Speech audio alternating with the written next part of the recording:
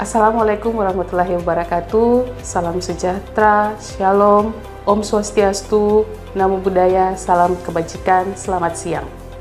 Perkenalkan, nama saya Fiona Manteburbir, SPIMP, dosen tetap pada program studi ilmu perikanan dan kelautan, Fakultas Matematika dan Ilmu Pengetahuan Alam, Universitas Cendrawasih, dengan NIDN 1220098901. Video ini dibuat dengan tujuan untuk memenuhi salah satu persyaratan sertifikasi dosen tahun 2026, yaitu persyaratan diri dosen dalam unjuk kerja Tridharma Perguruan Tinggi khususnya bidang pengajaran.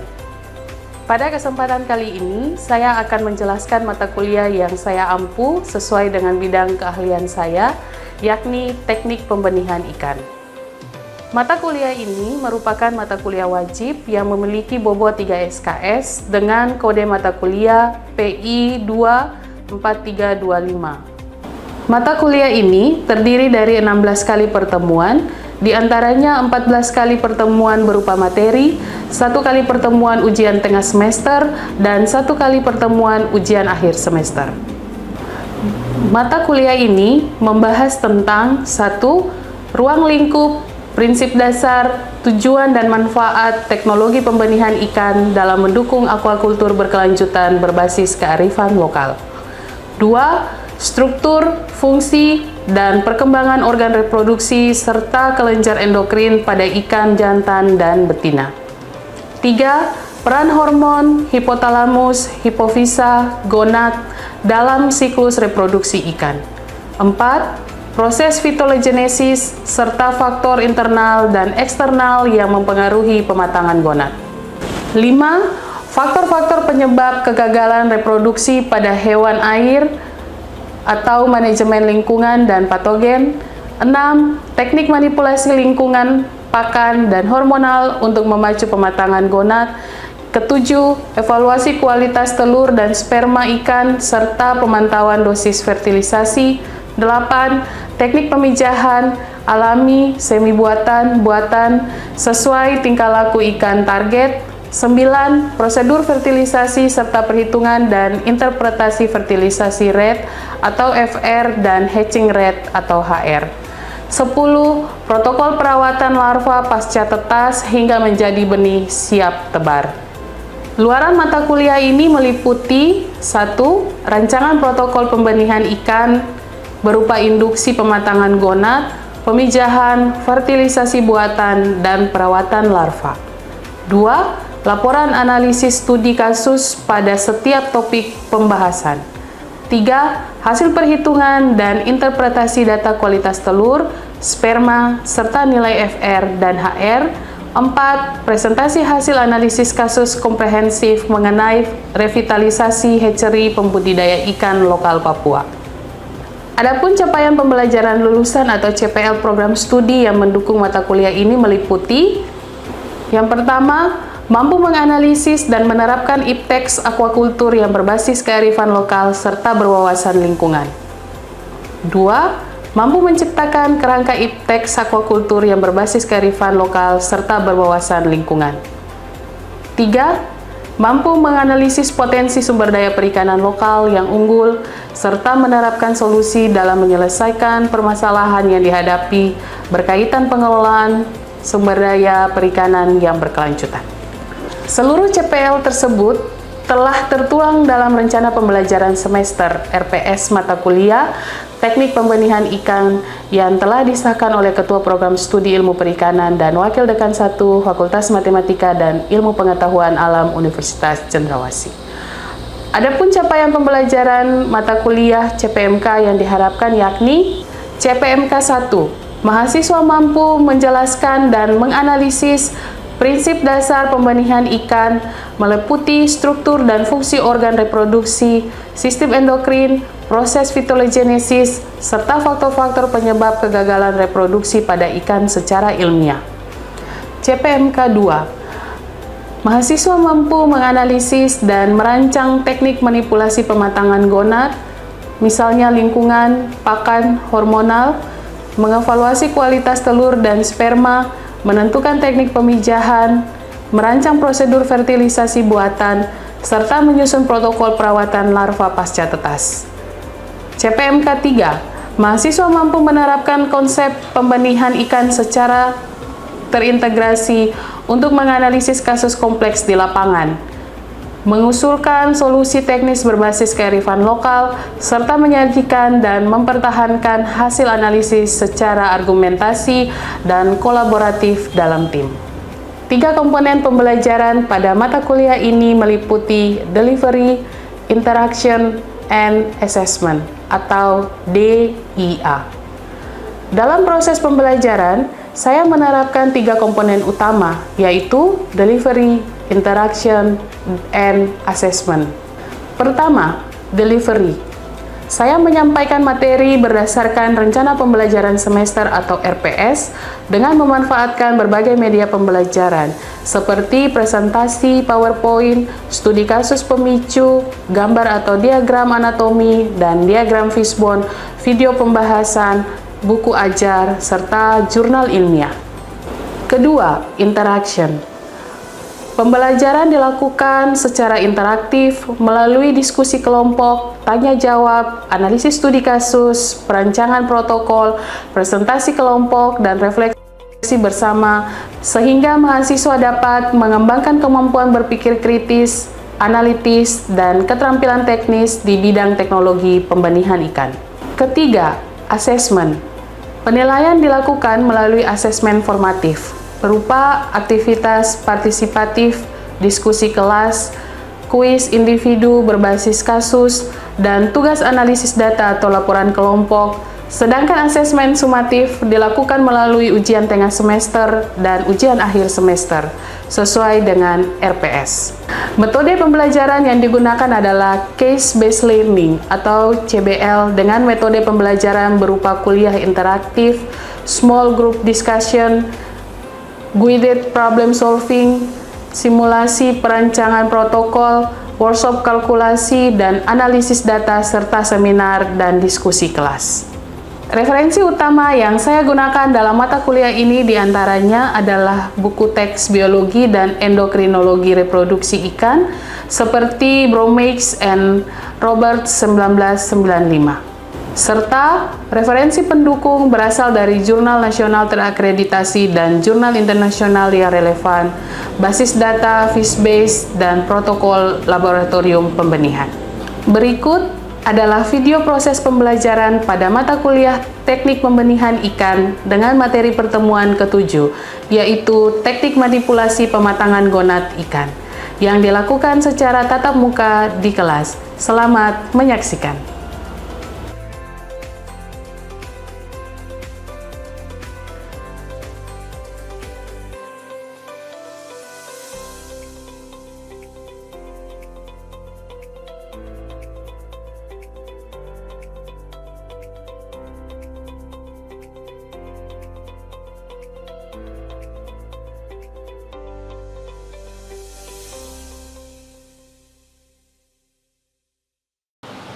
Selamat siang, adik-adik mahasiswa. Salam sejahtera untuk kita semua. Selamat siang, Ibu. Apa kabar hari ini? Baik. Puji Tuhan, baik ya. Hari ini kita bertemu kembali untuk melanjutkan pertemuan kita pada perkuliahan mata kuliah Teknik Pembenihan Ikan. Sebelum Ibu menyampaikan materi perkuliahan di hari ini, baiknya kita mendasarinya dengan doa. Ibu minta kesediaan salah satu dari kalian untuk memimpin kita di dalam doa. Silakan Jefsan. Baik teman-teman dan dosen yang kita Bapak Surga, terima kasih atas segala berkat yang Tuhan hari ini. Bapak, kami memulai dengan perkuliahan dari ini. Kami memohon tuntunan kepercayaan yang kita ikan dari awal perkuliahan, pertengahan hingga akhir. Haleluya. Amin. Terima kasih doanya Jefsan. Selanjutnya Ibu akan absen. Wayan Kamarea, Alpa, Ibu. Alpaya, Bu Ceka Oheleaan, Hadir, Ibu. hadir. Simon P. Manderi, hadir. Kores Mecu Senggoko, Sakit, Ibu. sakit. Jefsan Binuni, hadir. Martince Febriani Tompo, Alfa Ibu. Alfa ya. Johanna Marice Mambrasar, hadir. Baik, hari ini kita akan belajar materi tentang teknik manipulasi pematangan gonat ikan. Sebelum Ibu menyampaikan materi di hari ini, Ibu ingin mereview kembali materi pada pertemuan di minggu yang lalu atau di pertemuan yang ke-6. Adakah dari kalian yang bisa menyampaikan kira-kira di minggu lalu kita belajar tentang apa ya? Ya, silakan Simon.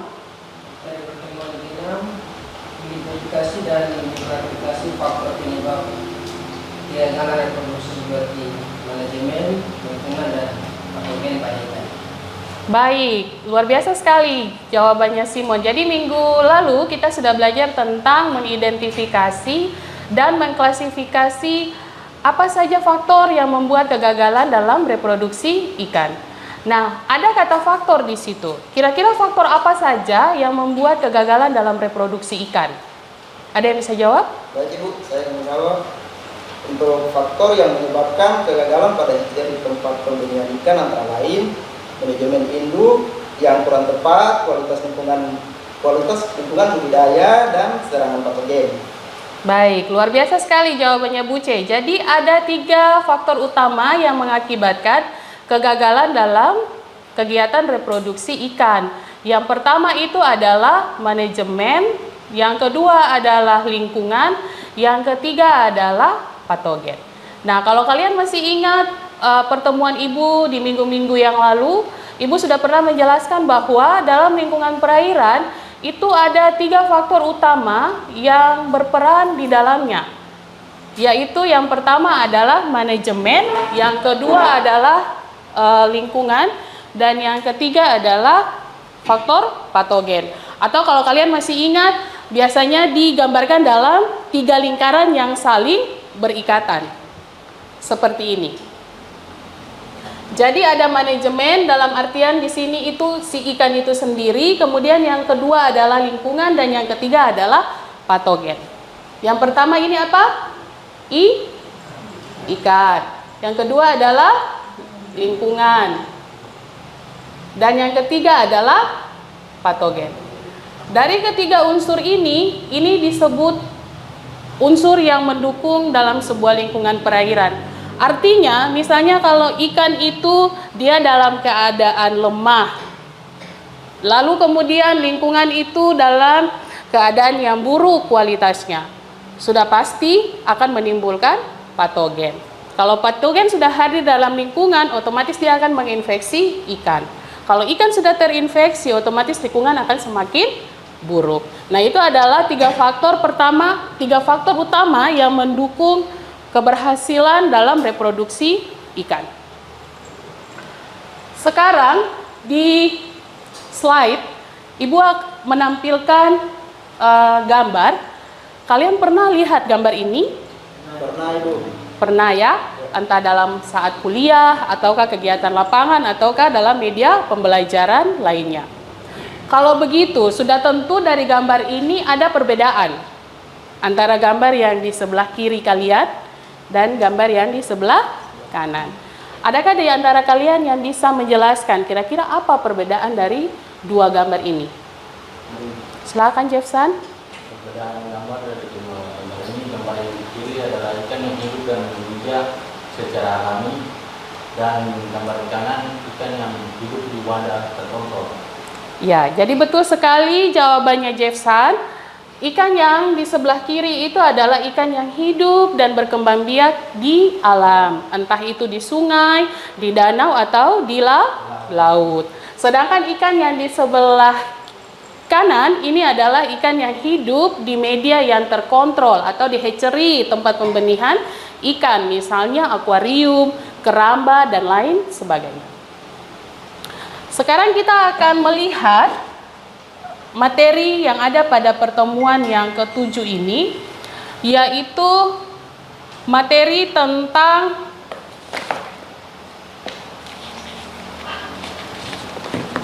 teknik manipulasi gonat ikan.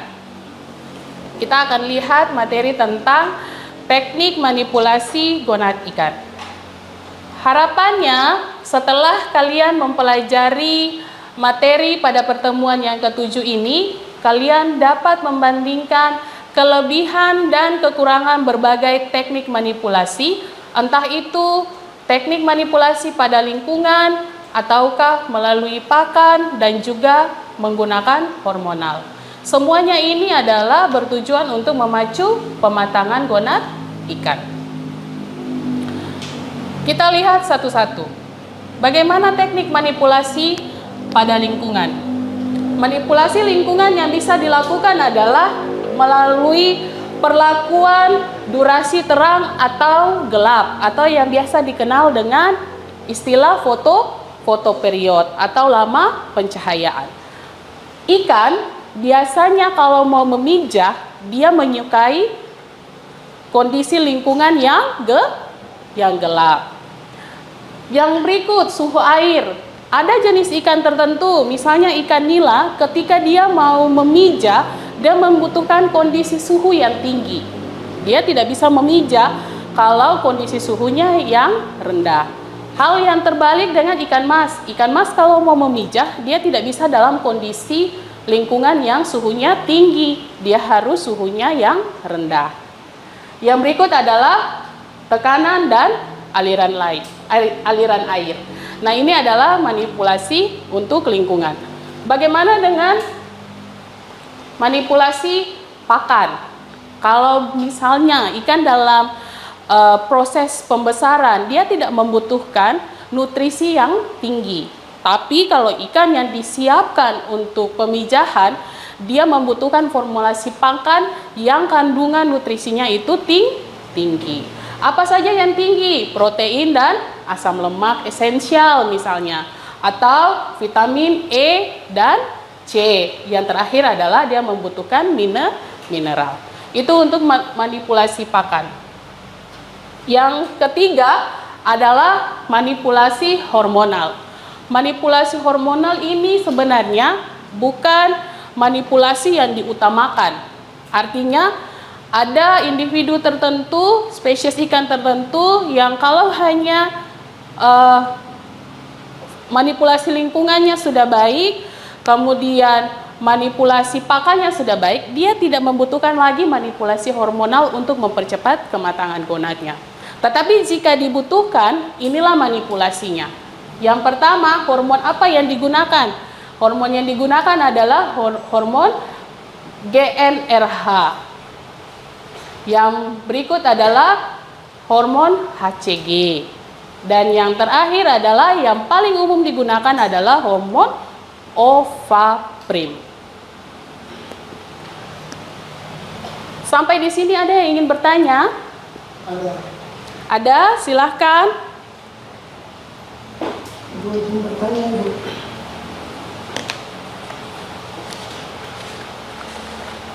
Apakah penggunaan hormon sintetis seperti Ovaprim aman untuk ikan dan aman dikonsumsi manusia? Baik, jadi pertanyaannya teman kalian ini, apakah penggunaan hormon sintetis itu seperti Ovaprim aman untuk ikan dan aman untuk dikonsumsi oleh manusia nantinya? Jadi secara umum itu aman. Untuk si ikan itu aman. Jika dosis dan prosedur aplikasinya itu sesuai. Kalau tidak sesuai, akan mengakibatkan si ikan itu stres. Begitu ya, kalau ikan sudah stres, ya otomatis ikan akan mati. Nah, bagaimana dengan manusia? Kalau misalnya Ovaprim itu sudah disuntikan masuk ke dalam tubuh ikan, kemudian kita makan, tidak jadi masalah. Jadi, kalaupun ikan sudah disuntik Ovaprim, kemudian kita manusia mengkonsumsinya, itu tidak jadi masalah, karena hormon tidak diakumulasi di dalam daging. Hormon Ovaprim itu tidak diakumulasi di dalam daging ikan, tetapi dia hanya ke organ yang namanya gonad. Seperti itu ya. Berikut ini adalah rangkuman dari pertemuan kita di hari ini. Jadi ada 3 teknik dalam melakukan manipulasi untuk mempercepat tingkat kematangan gonad. Yang pertama adalah manipulasi lingkungan. Yang kedua, yang ketiga, manipulasi hormonal. Jadi ada manipulasi lingkungan, manipulasi pakan, dan manipulasi lingkungan. Yang kedua, tidak ada teknik tunggal yang terbaik. Artinya, manipulasi lingkungan tidak bisa berdiri sendiri dari manipulasi pakan. Dan juga dengan manipulasi hormonal. Harus ada manipulasi lingkungan, harus ada manipulasi pakan. Kalau manipulasi hormonal tidak diterapkan, tidak jadi masalah. Seperti itu. Dan yang ketiga adalah kombinasi itu sering diperlukan. Itu yang tadi. Dan yang keempat adalah rancangan harus berbasis argumentasi ilmiah. Contohnya misalnya kalau penggunaan hormonal harus sesuai dengan dosis yang sudah ditetapkan. Yang terakhir ada tugas. Tugas ini adalah tugas individu. Masing-masing orang mengerjakannya, kemudian mengumpulkannya di minggu depan atau pertemuan yang ke-8. Tugasnya ada 4 poin. Yang pertama itu kalian harus menetapkan satu spesies ikan target, misalnya spesies lokal atau bisa juga spesies endemik Papua. Yang kedua, pilih kombinasi teknik manipulasi. Misalnya Irfan mau menggunakan teknik manipulasi lingkungan dan manipulasi pakan, atau mungkin bisa ketiga-tiganya yang paling sesuai dengan kondisi budidaya. Dan yang ketiga, susun skema induksi sederhana tahapan, perkiraan waktunya bagaimana, dan indikator keberhasilan. Dan yang terakhir, siapkan argumentasi ilmiah untuk mempertahankan pilihan teknik yang dirancang. Sampai di sini, ada yang belum mengerti? Tidak ada? Semua sudah mengerti? Baik, dengan demikian pertemuan kuliah kita di saat ini Ibu akhiri. Sampai jumpa di kuliah selanjutnya. Selamat siang. Selamat siang, Bu.